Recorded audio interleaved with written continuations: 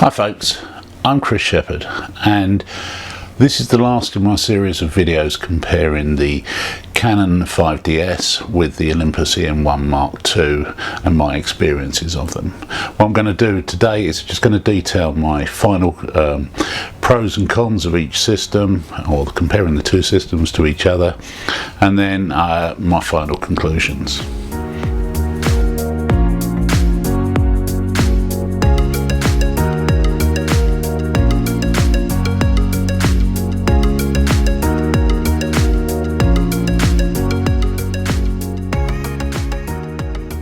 Take a look at the pros and cons of the Olympus system.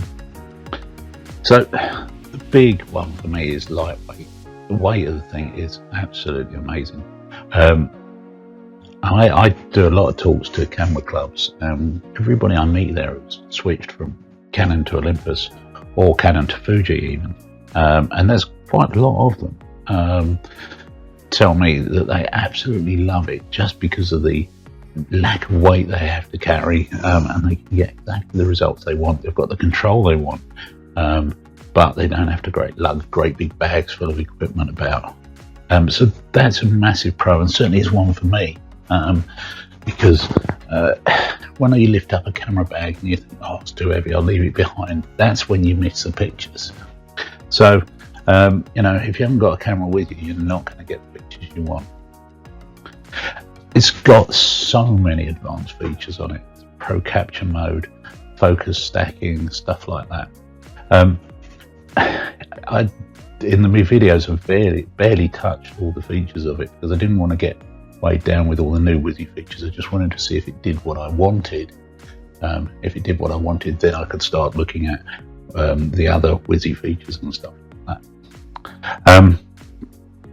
Electronic viewfinder. I didn't think I'd get on with an electronic viewfinder very much, but I was doing an Olympus event last week, and you'll see the pictures in the titles. I was doing this Olympus event, and I was shooting both my Canon and the Olympus side by side. And the thing was, with the EVF, as soon as I took a shot, it came back to me in the EVF, and I knew that I got it. You know, you very rarely miss a shot with the EVF. So compared that to the Canon, I'd bang off half a dozen shots and then realised that I got the wrong setting.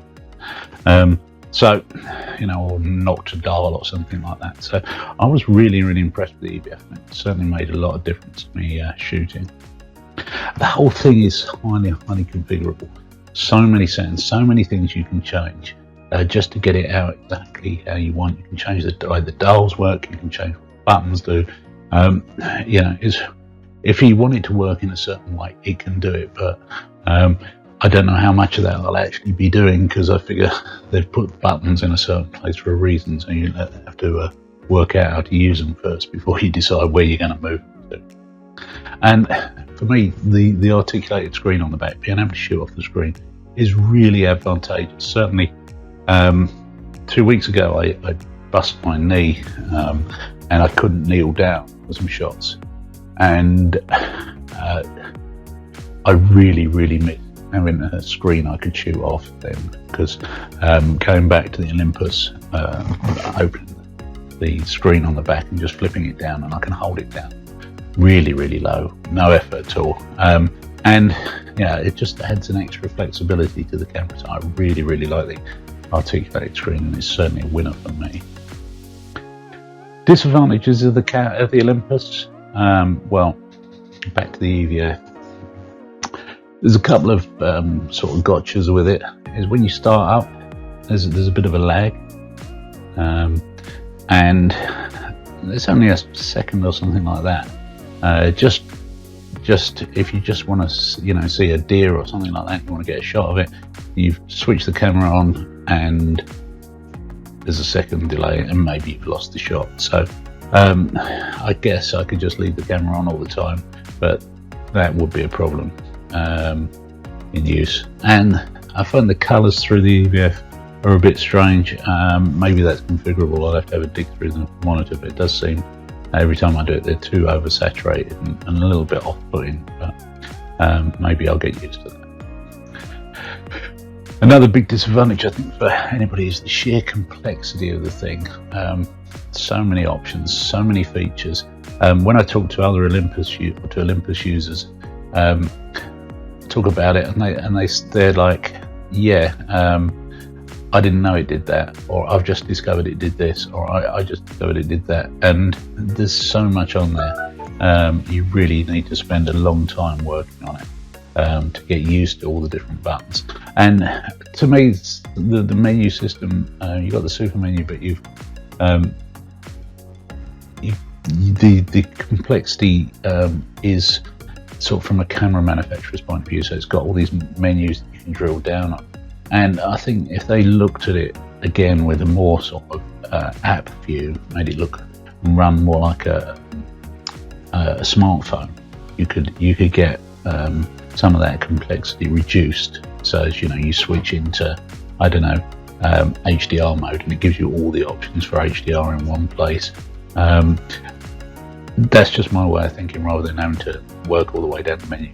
Having said that, a lot of the stuff you can get to very quickly if you know what all the buttons do. And there's a lot of buttons, and there's a lot of menu options. Battery life. This is a big one compared to the Canon. I mean, I forget to charge my Canon batteries quite often. And with the Olympus, it's really important that when I come home after a shoot, I charge the batteries. And also, you're going to need a spare, at least one spare.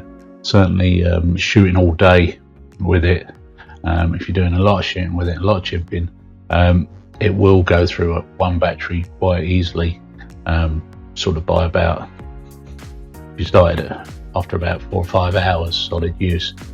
So yeah, you need a couple of spare batteries, I would say, in real life use. So after all that, what exactly is my final conclusion on the two systems?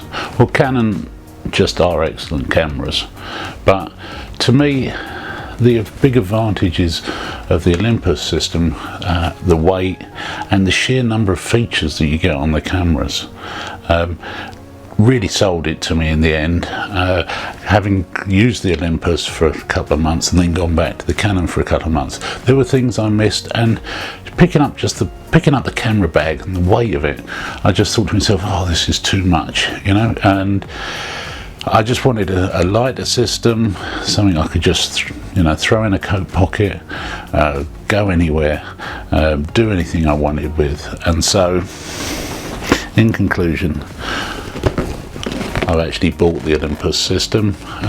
This is mine, bought with my own money, and hopefully I can detail some of my adventures with it on YouTube in a new series. Thanks very much for watching. I hope everybody's enjoyed these. The feedback I've been getting from people has been invaluable. Please click and subscribe for more of my content, and anything you want to say, even if it is that the music's terrible, please let me know, because it all gets fed back and I try and improve the stuff I do. Thanks very much.